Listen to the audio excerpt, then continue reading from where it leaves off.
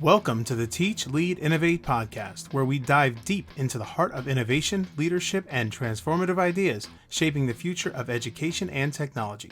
Each episode is a journey into the minds of visionary educators, thinkers, and leaders who are not just talking about change, they're living it. Real people leading real change. This is where passion meets practice and ideas come to life. Welcome to the Teach, Lead, Innovate podcast.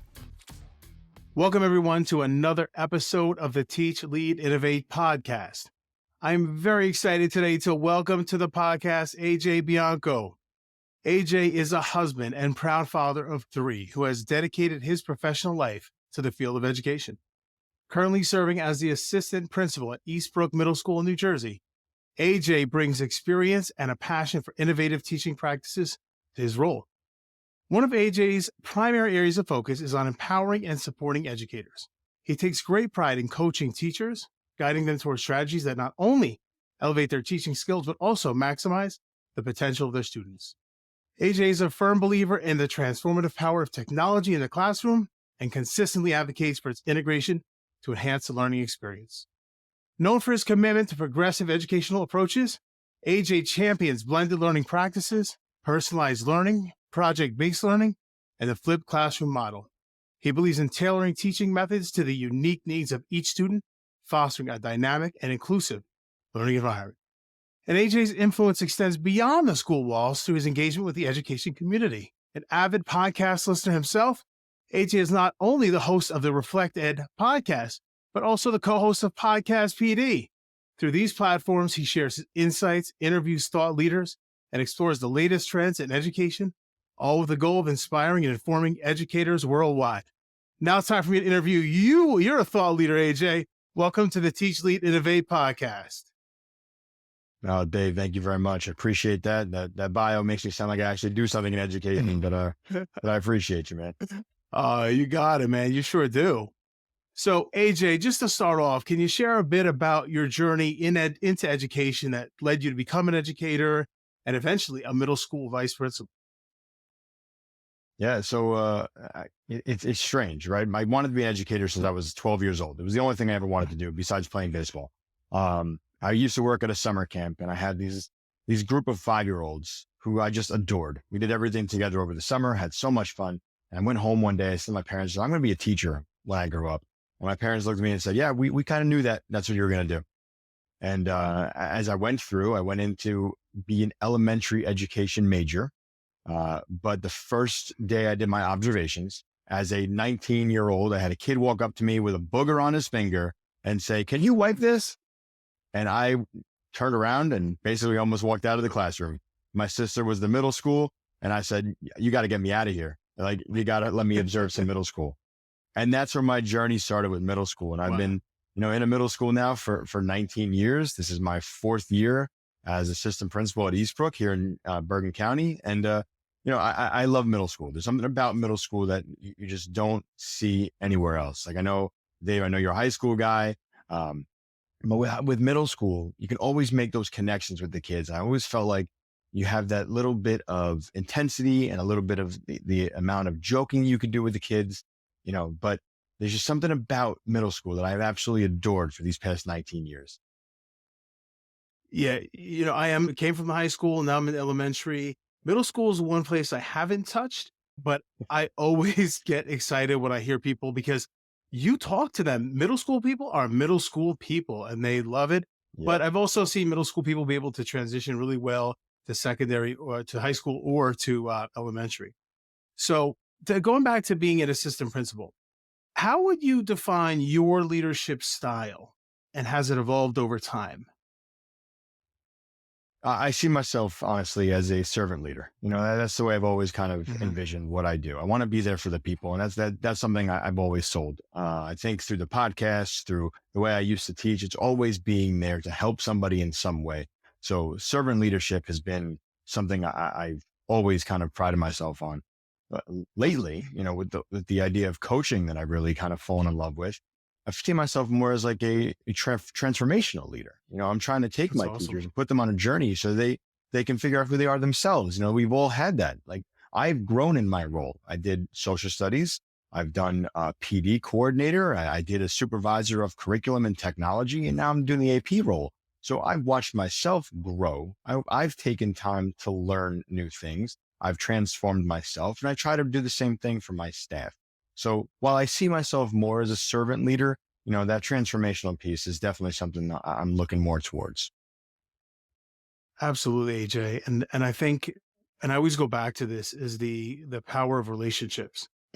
I don't think any of that stuff can be done without really valuing and putting at a premium, forming relationships, especially with your staff, because I've had so many leaders pour into me, and I wouldn't be where I am today without them. And I think we owe it. It is really is servant leadership to be able to do that for others. So I'm really super excited to hear that you are doing that as well every day.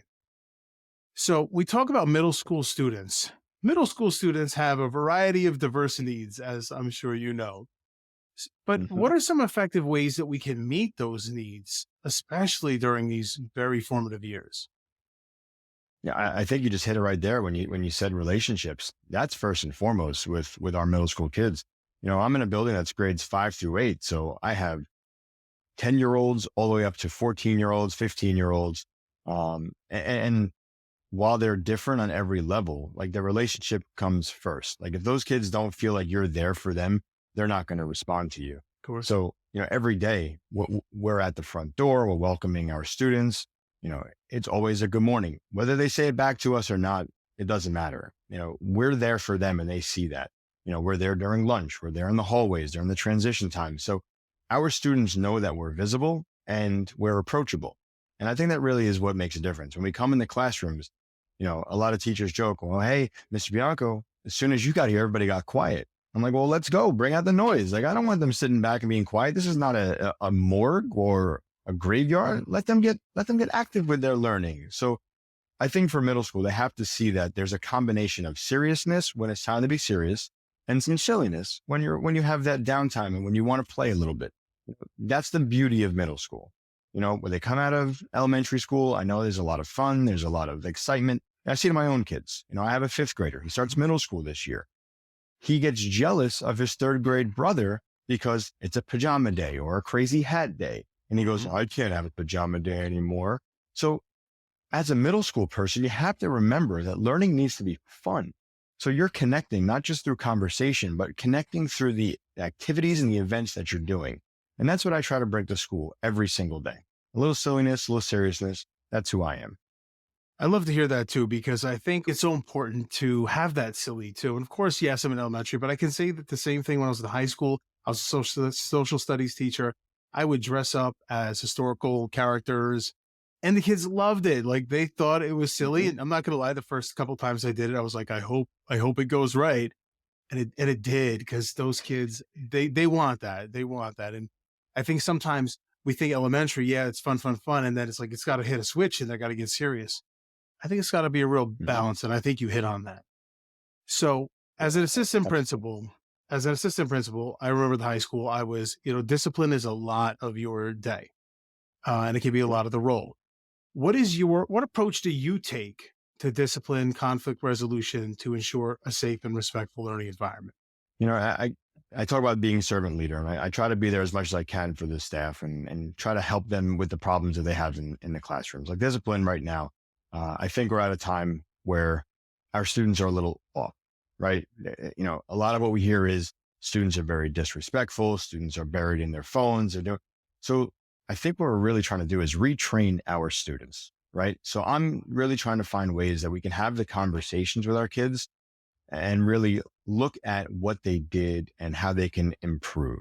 I don't believe in the pat on the back and send them back to class. There has to be some kind of solution and resolution based on what they did. Of course. It may seem like, oh, nothing happened, but like I don't go around telling my teachers, yeah, little Johnny has 3 lunch detentions and an after school for his actions. Yeah. I don't feel like the teachers need to know that. They don't need to look at the kid now as a problem child. They need to know that it was brought to my attention. You sent them to me. I solved the problem. So when I look at this, we talk about PBIS and like that's something I'm looking into more in my school. We're looking at restorative practices and restorative conversations, and we're reading different books to figure out what the best method is. But I think it's a combination because coming down on our kids right now, they're going to shut down, especially with middle school. If you just tell them you're in trouble, go home for out of school suspension, that's it. They're done. What are they getting out of that? If you're sitting them in the Hmm. office and just sit there, what are they getting out of that? They need to find a way to learn from the mistakes. Just like we do with our kids at a young age, we need to continue to push and show that if you make a mistake, here's your consequence. And now you're going to sit, you're going to do some assignment. You're either going to, you know, I'm not going to say write a letter for getting into a fight, but if it's something small, you're going to sit and reflect on what you did. What I hear even in your explanation there, and is that discipline is important.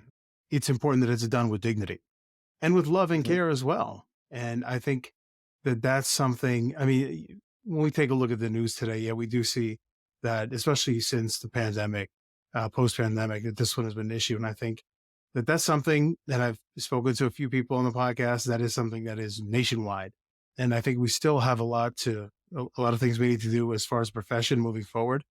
But I think whatever we do, we've got to move forward with love, care, and of course, compassion. So, Absolutely. AJ, is there any program or initiative that you've led at your school that you think has had a significant impact on student learning and engagement that you're pretty stoked about, pretty excited about? I think right now, like I would love to go tech heavy and just do like in my classroom. I used to love doing project-based learning and doing the blended learning and flipped classroom. And that really brought out a lot of great ideas from our kids. I don't know if technology is the answer right now. And like, as my platform was that when I was doing all the things for PD and development, I love technology and I found great uses of technology. I don't know if technology is the answer right now.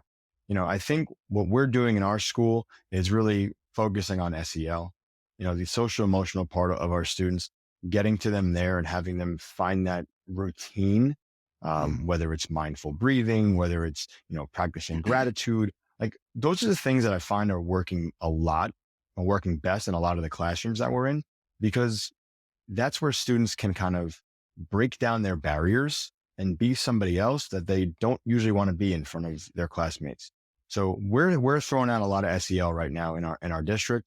And I think we're building those ideas for students to be more resilient and not just focus on academics that are just going to sit there and bore them, to be honest. Like they're just not numbers, they're people. And when they leave us, they're going to still be people. I remember my SAT score because it identified me for every college I applied to, but that's not who I am. Mhm. Because if I looked at my SAT score today, I would not be sitting where I am. I would not be doing the things that I'm doing. So I love the fact that we are bringing SEL into our schools and really working with our staff to help them understand the importance of SEL and what we can do for our students. And then bring in technology because they have enough of it at home.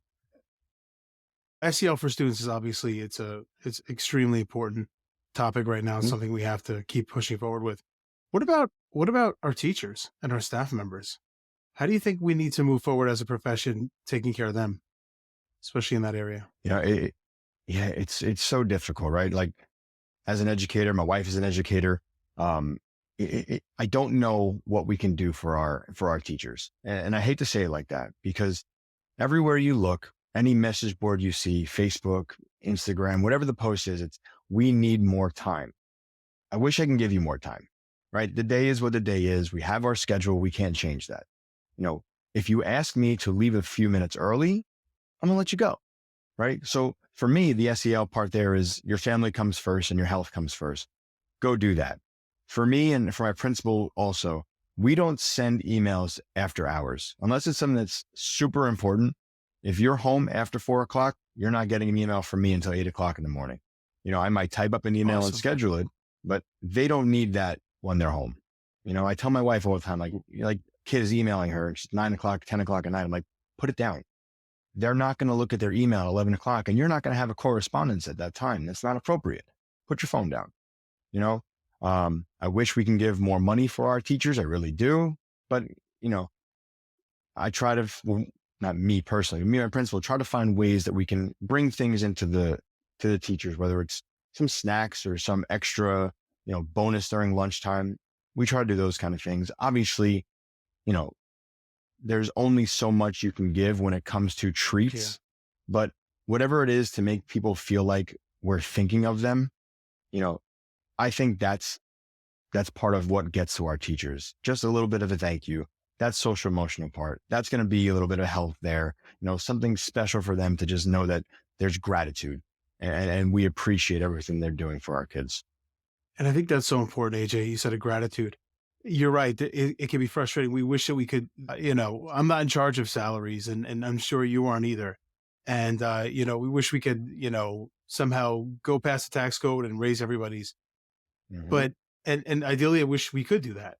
But I think at the very basic thing, we really have to foster schools of gratitude and really show our people as much as we can. Tell them, show them how much they matter. Because I mean, Hmm. it's basic common leadership that someone who feels appreciated is going to want to do, and and it has to be real too, of course, that appreciation. Yes, of course. Of course. Absolutely. So I know we just talked a little bit about tech and that, may not be the answer. But as you know, I mean, you just take a look at the news, the Apple Vision Pro's out and Hmm. AI is, I mean, now they are going to be, there is I think OpenAI is now coming upon a video model where you'll be able to type in text Yeah. and it will make a video. How do you envision the future of education with those advancements going on? What do you think it's going to look like? Yeah.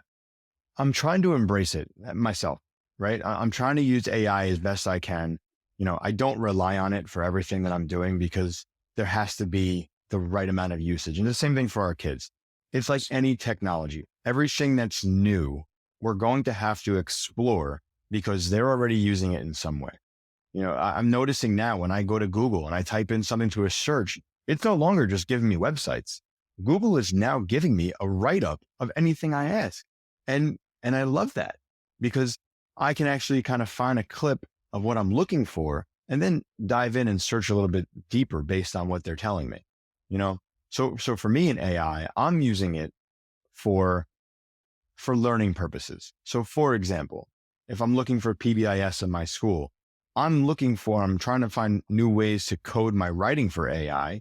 Um, and trying to figure out exactly how I can dig in and understand rewards for PBIS or finding a way to use restorative practices and restorative conversations appropriately. So instead of just looking at a website that's been there for 12, 13 years, AI is giving us Yeah, up to date information and it's giving it to us super fast. Like we don't have to sit around. that's What we super used to do when fast. it came time for research papers, right? We're writing thesis and they're like, please go to the library. The book is gone. Wait a month to check it out. Like we don't have to do that now. AI is giving us everything we need. It's right at our fingertips. And for us as educators, we need to embrace the AI, show how to use it, and then bring it to the classrooms appropriately. Right. I have so many teachers coming to me and I try to work with them to figure this out. But the teacher's saying, I can tell so-and-so is using AI on their response. I said, Mhm. okay, so this is a middle school, maybe it's a fifth or sixth, whatever. The student needs to have that conversation. And if you want me to sit with you and I'll lead the conversation with you, that's fine. But we can't just bang the student and say, oh, you got a zero, used AI. Obviously, the student was struggling in some way that AI was there to help them, but they don't know the difference of using AI appropriately and using AI to their benefit because they want something done fast. So to make this long answer short, AI is going to be extremely important. And I think we need to embrace it and figure out how it's best used for us. So if you want to take a moment in your classroom, stop the curriculum a little bit, dive into AI, have somebody come in, watch a video with your students. What do you guys know about this? Where do you want to go? What do you see? How is this going to change your life in 10 years when you're no longer in school? And I think that really gets the ball rolling and puts our students in a place of ownership. Like, and they might take more responsibility and not just say, well, it's going to answer my question. This is now going to help me in my future. I agree. I agree. AI has already changed so much, and it will likely continue to do so. But one really interesting use of AI is in tutoring. I Mhm. have four daughters, And the other day, my oldest daughter was doing an algebraic equation. And, I'm a social studies teacher. I'm a history professor. So math is Mhm. a topic that I have to continue to work forward, on. And so, I was able to take a picture of the specific problem, circle in ChatGPT, circle the specific problem. And I said, explain how to, the rationale and, the rationale. And I said, explain it to a 13-year-old. And the way Yep. it did was it was flawless. And my daughter was Yeah. like, "Wow, I understand that." And I think I remember my own experience when I had math problems because I struggled with math. I would go home, I couldn't understand it. I felt stupid, and it was terrible. But if that would have been there when I was, and Mhm. I could have used it for better understanding of the equations and the problems, I think it Yeah. would have been a game Yeah. changer. I think it's how we use the technology as in Yeah. everything. Absolutely. It would have helped me tremendously in high school. I even in middle school, I was the student. This is why I went to middle school. I was the kind of student that I did fine. I did enough to get by. I got the information I needed, and I'm going to do well on the test, and I'll walk away with a B, maybe an A, depending on the class. Right? AI would have given me that extra opportunity that I could learn a little bit on my level. Maybe I need it dumbed down, quote unquote. Right? But like having the AI, yes. Is it scary right now? It is, because we're Of seeing a lot of course. the AI used in TV, used in videos, used in music, and things are changing. So does it get a little nerve wracking for people? Absolutely. But Of again, course. this is where the training comes in. This is where everything that we want to use it well. That's where it's going to change for us. And I think we're going to have to move towards some sort of regulation too of Mm, AI at a national level, because, you'll be able, especially when you talk about the fact that videos are going to be soon produced through text, like you can make anything. And so at some point, we want to make sure that we can decipher what's true and false, that critical absolutely. thinking part. So Hmm. going back to your role as an assistant principal, what do you think is the most rewarding parts of that job? Because we always hear, oh, the this one, but I think there are some seriously rewarding parts, and I want to kind of have that all our listeners hear that. What do you think? What do you think? Man, every day has its a little bit of rewards, right? Every day I come home, I say, "How's your day?" And I sit back for a second. I'm like, I don't know. I had to deal with this discipline issue. I have, in New Jersey we have the HIB laws. I opened up a new HIB, or lunch tension. A kid did this, and I'm like, you know what? Hold up a second. Let me think. And like, again, it goes back to the start of the day. Every interaction, every kid that decides, you know what, Miss Bianco, here's a fist bump for you today. Here's a high five. And they come out of the woodwork. And it's those small moments that continue to add up to really make our jobs worthwhile. You know, what are we in this for? We're in it for the kids. That's why we got into this profession. Yes, if we're doing middle school and high school, we love our content area and we appreciate it, but we're teaching it to kids and we're finding ways to embrace them. So for me, every moment that a kid stops me and wants to have a conversation or will indulge me in my stupidity and my dad jokes, I'm all in. That's where I have those moments of, you know what, this day wasn't really that bad, but there were a couple of moments that I just couldn't stand. They love dad jokes, don't they? They sure do. They sure do. And it's okay if they tell me I'm stupid. That's all right. So, AJ, what advice would you give someone who's aspiring to become a vice principal or to take on any type of leadership role in education? Don't do it. No, I'm just kidding. Uh, no, this was, we have, there's a reason. Let me say that there's a reason that people are aspiring to be leaders. They see something in themselves and they know they can do a job that is quite difficult today. With all the things we have to go through and all the initiatives we have to deal with, and, and the anger with parents, there are still great things there. And if you have Mhm.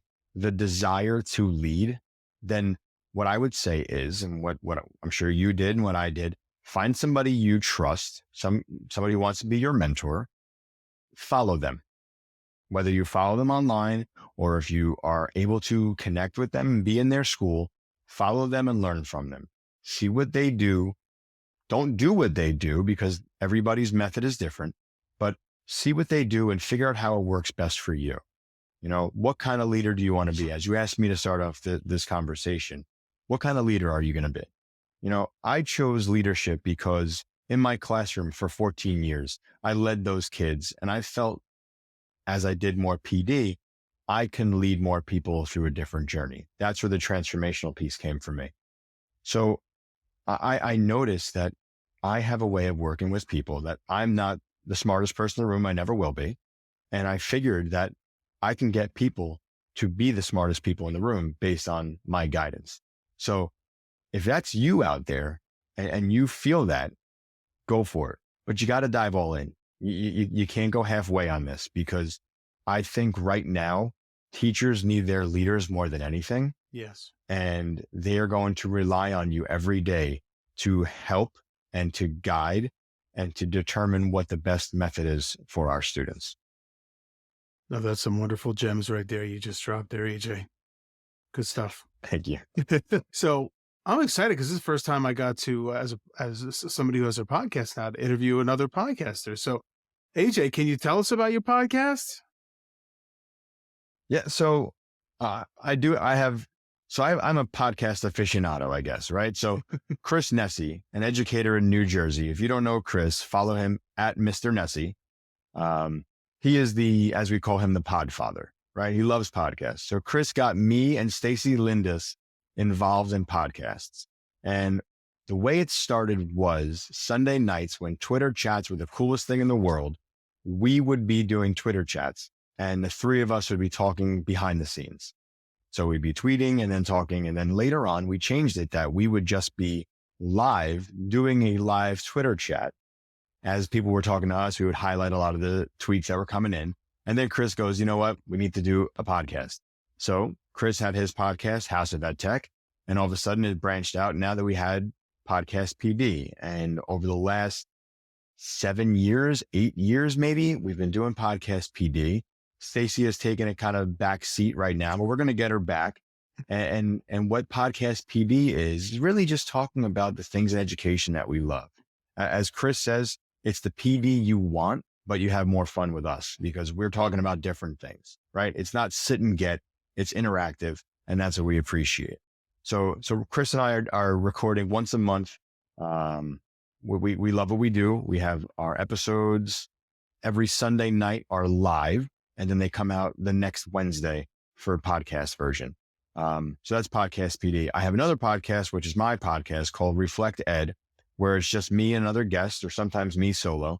And that podcast is really just my reflections on education and people's thoughts on what they're doing on a daily basis. I've kind of taken a hiatus from that one just based on this role and the time commitment, but I do plan on getting back to it because I do have that passion for sharing my ideas. And then finally, for those Yankee fans out there, Chris and I have another podcast called The Chase for 28, where it's all Yankees. And we try to do a weekly once the season begins, and we talk about the Yankees and our thoughts. And you can listen to me kind of go crazy about how angry I am with this team. He loves it because it's a good laugh for him. But yeah, so you got Podcast PD, you got Reflect Ed, and you got Chase for 28. And you got me all over the place doing these podcasts because I absolutely love sharing ideas and learning from people. If our listeners are interested in hearing your podcast, where can they find them? Anywhere you listen to podcasts. So if you look for Podcast PD, you want the live version, we have the YouTube channel there. I listen to everything on Spotify, but we're everywhere. Chris puts us in every single podcast medium. So Apple, Spotify, Pocket Cast, I don't know, whatever you listen to, you'll find it. Just search by those names. Now, how can people get in touch with you, AJ, if they want to learn more, get in touch with you, get your insights on education? How can they find you? Yeah, so I'm all over the place. You can find me on Facebook. Just put AJ Bianco in there. Same thing with LinkedIn. I'm also on Instagram, which is probably my preferred choice right now. I am just reposting a lot of motivation and inspiration. That's just who I am, right? So you can find me on Instagram at AJ Bianco. Twitter, still the same thing. I am not there as much because I don't like the platform as much as I used to. But again, Facebook, LinkedIn, Instagram, type in AJ Bianco. I'm there. I'm happy to connect, happy to learn from you and with you. Outstanding. AJ, thank you so much for coming on to the Teach, Lead, Innovate podcast today. It has been truly a pleasure having you, and I am positive that you are going to continue to do amazing things as an educational leader. Dave, thank you. I can't wait to get you on Podcast PD. That's it.